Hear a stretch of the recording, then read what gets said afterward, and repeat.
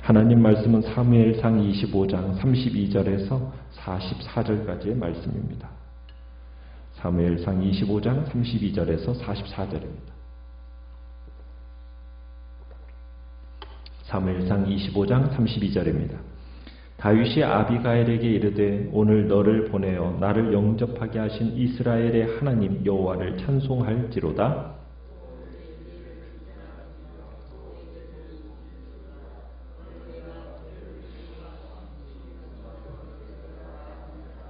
나를 막아 너를 해하지 않게 하신 이스라엘의 하나님 여호와의 살아계심을 두고 맹세하노니 내가 급히 와서 나를 영접하지 아니하였다면 박는 알침에는 과연 나발에게 한 남자도 남겨두지 아니하였으리라 하니라.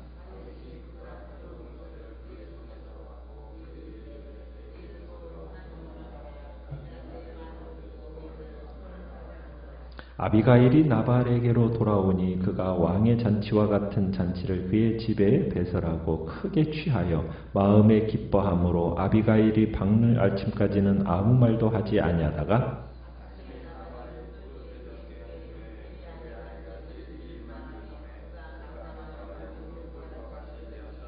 한 열흘 후에 여호와께서 나발을 치심에 그가 죽으니라.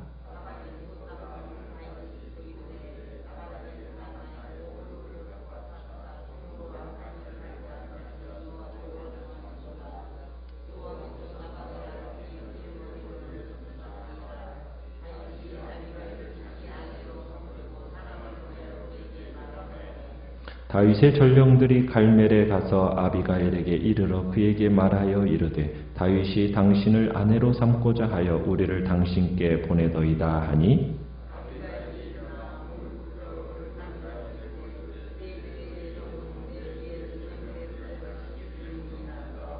아비가일이 급히 일어나서 나귀를 타고 그를 뒤따르는 처녀 다섯과 함께 다윗의 전령들을 따라가서 다윗의 아내가 되니라.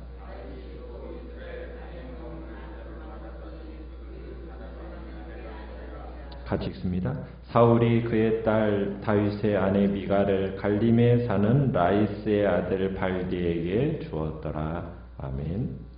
오늘 말씀의 제목은 아비가일을 통한 개입이라는 제목으로 말씀을 나눕니다. 다윗은 나발로 인하여서 분노가 머리끝까지 치솟아 올랐죠. 다윗은 이런 모욕을 피로써 갚아주겠다라고 복수를 선언합니다. 그리고 다윗은 동지들에게 무장할 것을 명령하고 자기도 칼을 차고 이제 400명에게 출정 명령을 내렸습니다. 참 배은망덕하고 터무니없이 자기를 모욕한 무례하기 짝이 없는 그 나발을 쳐 죽일 참이었죠. 그런데 뜻밖의 중재자를 만나게 됩니다. 그 중재자는 누굽니까? 다름 아닌 나발의 아내 아비가일이죠. 아비가일은 그에게 이야기합니다. 다윗이여, 원수를 갚는 일은 당신이 할 일이 아닙니다. 원수 갚는 일은 하나님이 하실 일입니다. 당신은 하나님이 아닙니다. 나발에게 원수 갚으려고 보복의 혈기를 부리고 칼을 빼어들 필요가 없다는 말을 하는 거죠. 하나님이 하시도록 내버려 두십시오. 나발은 어리석은 자에 불과합니다. 하지만 당신도 어리석은 자가 되렵니까? 여기서 어리석은 자는 하나로 족합니다. 라고 아비가일이 이야기한 겁니다. 그러니까 왕이 된 후에 다윗은 무죄한 피를 흘린 사람이다. 혹은 여호와를 의지하지 않고 직접 자신을 위해서 보복한 사람이다. 이런 오명을 남겨서는 안 되지 않겠습니까? 하는 그것이 지금 아비가일의 논리였어요. 당신은 앞으로 이스라엘의 큰 인물이 될 거니까 이 순간을 대범하게 넘겨가십시오. 라고 이제 어제 말씀에서는 그런 권면을 했던 겁니다. 자, 이 말에 놀랍게도 다윗은 멈춰 서서 이 아비가일을 바라보고 그의 말에 귀를 기울입니다. 그러니까 아비가일의 이 지혜로운 중재를 통해서 다윗 속에 감추어져 있던 하나님이 주신 마음이 회복이 되고 있는 겁니다. 어떻게 보면 지금 점점 고조되어져 가던 이 이야기의 흐름이 갑자기 이제 저지되고 역전이 된 거죠. 누구에 의해서입니까? 아비가일에 의해서입니다. 지금 아비가일은 다윗이 갑작스럽게 빠져들어가고 있던 그 추함에서 지금 그를 구해냈습니다. 다윗은 다시 하나님을 보고 하나님을 듣게 된 거죠. 그러니까 아비가일과의 이 만남을 통해서 다윗의 마음이 회복된 겁니다. 다윗의 마음속에 희미하게 사라져가던 그 소명의식이 다시 한번 살아난 순간이 된 겁니다. 그러면서 이 32절에 보니까 32절, 33절에 다윗이 이제 아비가일을 자신의 이 보복 원정길 중도에 보내주신 하나님을 찬송하는 것을 보게 되죠. 아비가일을 보내서 자신이 피 흘리는 복수를 행하지 않도록 섭리하신 하나님, 그 하나님을 찬양하고 있습니다. 어떻게 보면 하나님은 사울의 손에서 구원하실 때와 또 다른 차원에서의 구원, 그 구원을 다윗에게 지금 베푸시고 있다고 우리가 볼 수 있는 겁니다. 만약 다윗이 자기 손으로 직접 복수를 했다면 그는 더 이상 하나님을 의지하지 않고 자기 스스로 자기 운명을 결정짓는 일을 하게 되는 거거든요. 하나님이 이런 위기에 빠진 다윗을 구하신 겁니다. 친히 나발에게 복수해서 자기도 모르는 사이에 자기 미래를 공경에서 빠뜨릴 뻔했던 이런 어리석음에서 지금 탈출해서 다시 한번 하나님의 주권에 원수갚음을 맡기는 순간이 된 겁니다. 자, 이런 사실을 의식한 다윗이 33절에서는 아비가일을 축복하고 있죠. 아비가일의 조리 있고 민첩한 그 지혜를 칭찬하면서 그녀를 위해서 복을 빌어주고 있습니다. 참 34절에서는 그래서 아비가일이 만약 네가 막아서지 않았더라면 어떻게 되었을지에 대해서 이야기를 하죠. 만약 아비가일의 이 화해 사역이 없었더라면 다윗 자신이 이 나발 가문을 쑥대밭같이 만들어버렸을 거라고 드세게 복수할 예정이었다라고 34절에서 실토하고 있습니다. 그러면서 아울러서 나발에 대한 다윗의 보복이 하나님께 대한 맹세의 결단이었다라는 것을 가르쳐주고 있고, 이런 상황 속에서 지금 아비가일이 이렇게 평화 중재 사역이 결실을 맺게 됩니다. 이제 다윗은 아비가일이 가져온 그 예물을 받고 그녀의 간청을 다 들어주죠. 그리고는 평안을 빌어주면서 집으로 돌아가라고 35절에 이야기하고 있는 걸 보게 됩니다. 자, 아비가일이 이제 이 다윗의 보복 원정대를 달래고 또 평화를 일구는 동안에 아비가일이 집에 돌아와 보니까 나발은 지금 36절에서 뭘 하고 있습니까? 호사스러운 연회를 열고 있습니다. 아비가일이 나발에게로 돌아오니까 자신의 부를 과시하듯이 왕의 잔치와 같은 잔치를 그의 집에 배설했다, 이렇게 표현하고 있어요. 왕의 잔치와 같은 잔치. 그러니까 향락에 빠져서 크게 취해서 마음에 기뻐하고 있었다는 얘기입니다. 스스로 왕노릇을 하고 있었던 셈인 거죠. 아비가일은 밝는 아침까지 아무 말도 하지 않다가 아침에 나발이 이제 포도주에서 다 깬 후에 나발에게 그 다윗의 이야기를, 그리고 자기가 그것을 만류한 일의 자초지정을 이제 말하게 됩니다. 자, 다음날 아침에 그 전후 사정을 아내에게서 전해 들은 나발, 어떻게 되었습니까? 37절에 보니까 그가 낙담하여 몸이 돌과 같이 되었다, 이렇게 표현하고 있습니다. 낙담하여 라는 단어는 마음이 죽어 라는 의미입니다. 그러다가 38절에서는 어떻게 됐어요? 한 열흘 후에 여호와께서 나발을 치심에 그가 죽으니라. 어떻게 보면 아비가일이 어제 26절에서 다윗의 원수는 모두 나와 같이 될 것이라, 이 말이 성취되는, 어떻게 보면 두려운 순간인 거죠. 아마도 다윗에게 행한 자신의 잘못이 다윗의 그 피의 보복을 초래할 짓이라는 그 사실을 알고서는 엄청난 충격이 이 나발을 강타했던 것 같습니다. 그러나 성경의 기자는 뭐라고 얘기하고 있습니까? 그의 죽음에 대한 신학적인 이유를 분명하게 밝히고 있죠. 여호와께서 나발을 치심에 그가 죽으니라. 누가 나발을 죽인 겁니까? 다윗이 아니라 하나님이 죽이신 거죠. 만약 다윗이 제 실력으로, 제 혈기로 처단했다면 어떤 일이 벌어졌을까요? 앞으로 어떻게 보면 다윗의 왕권의 영원한 오점을 남기게 되었을 겁니다. 우리에게 있어서 제일 어려운 게 뭐냐? 하나님의 시간을 기다린다는 겁니다. 하나님이 심판하십니다. 하나님이 정확하게 계산하고 계십니다. 하나님의 때에 하나님이 직접 일하도록 우리는 기다리는 거죠. 이 세상에는 어리석은 자들이 많이 있어요. 우리를 몹시 화나게 만드는 사람들이 있습니다. 그 사람들을 향해서 내가 바로 잡아주겠다라고 상대로 그 사람들과 바로 잡아주겠다라고 나서면서 어떻게 보면 우리 자신들도 그 어리석은 악독함에 빠지게 되는 경우가 있어요. 그러나 나발을 상대로 싸우는 것은 영성이 아니에요.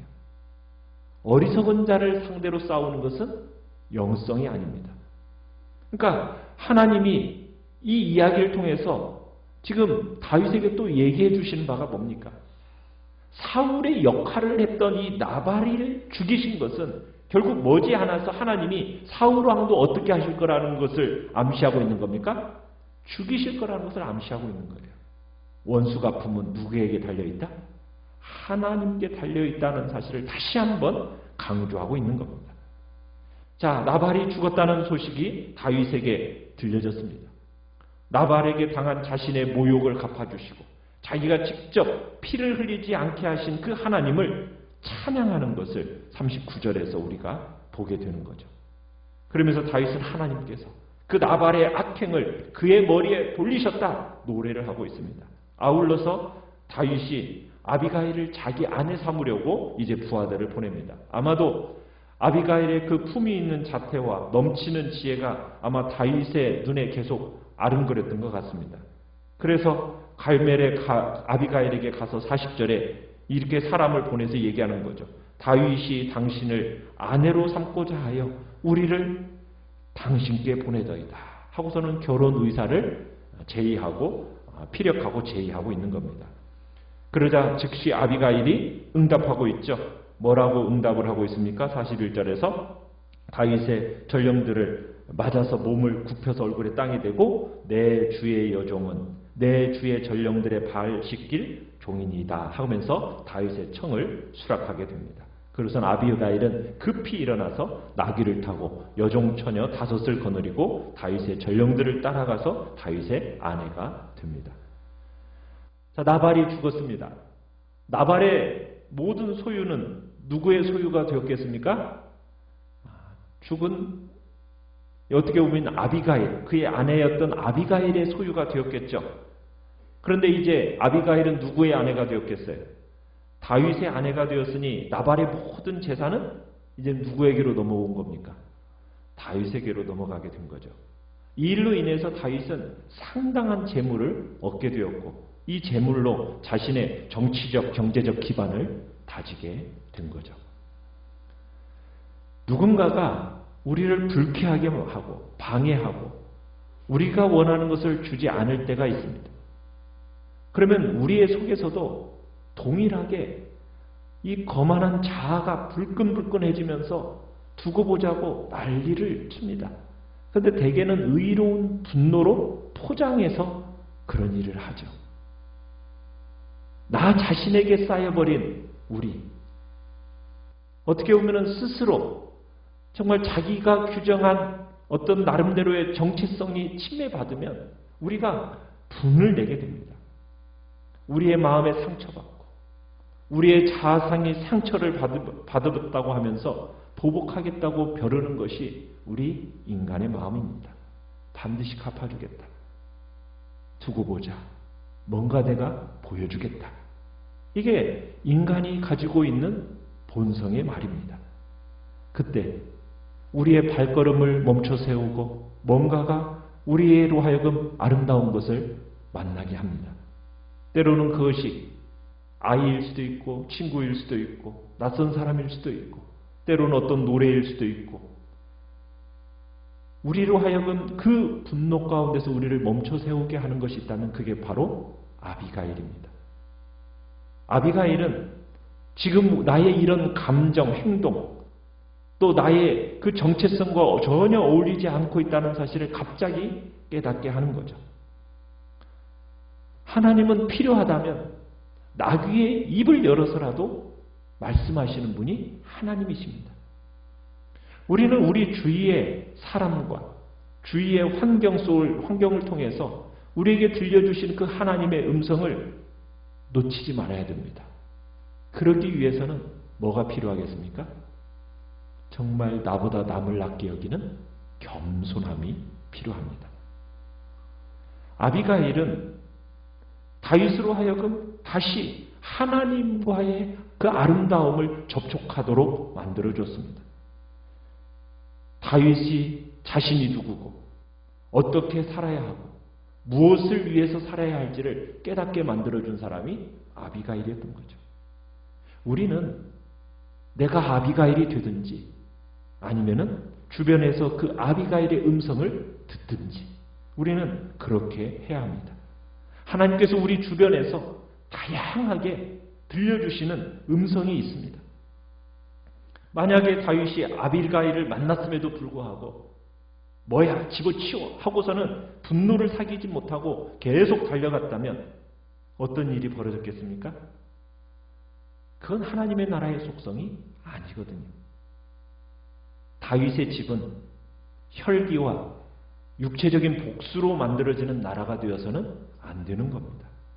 복수심에 사로잡혀서 자존심을 지키고 피를 보려고 달려가서는 안 되는 것이 바로 우리 하나님 나라의 백성의 모습이거든요. 오늘도 그 음성에 그 아비가일을 통해서 우리에게 들려주시는 그 하나님의 음성에 우리가 민감하게 우리의 세포를 열고 순종할 은혜를 달라고 기도하며 나가시길 바랍니다. 그리고 내가 바로 이와 같은 아비가일과 같은 존재가 되게 해달라고 기도하시길 바랍니다. 주님 앞에서 정말 우리의 삶에 늘 깨어서 순간적인 죄의 충동으로 인하여서 우리가 참 어리석은 오점이 우리 안에서 발견되지 않도록 정말 경건의 등불이 우리 안에 계속 꺼뜨리지 않고 늘 깨어 영적인 민감함으로 우리 스스로를 돌아보는 자리에 있게 해달라고 기도하며 나가시길 바라고요. 그리고 큰 일에서도 하나님의 뜻을 준행할 뿐만 아니라 작고 사소한 일에서도 하나님의 뜻을 묻고 순종하는 복된 자리에 있게 해달라고 기도하며 나가시길 바랍니다. 말씀을 생각하면서 기도하시고요.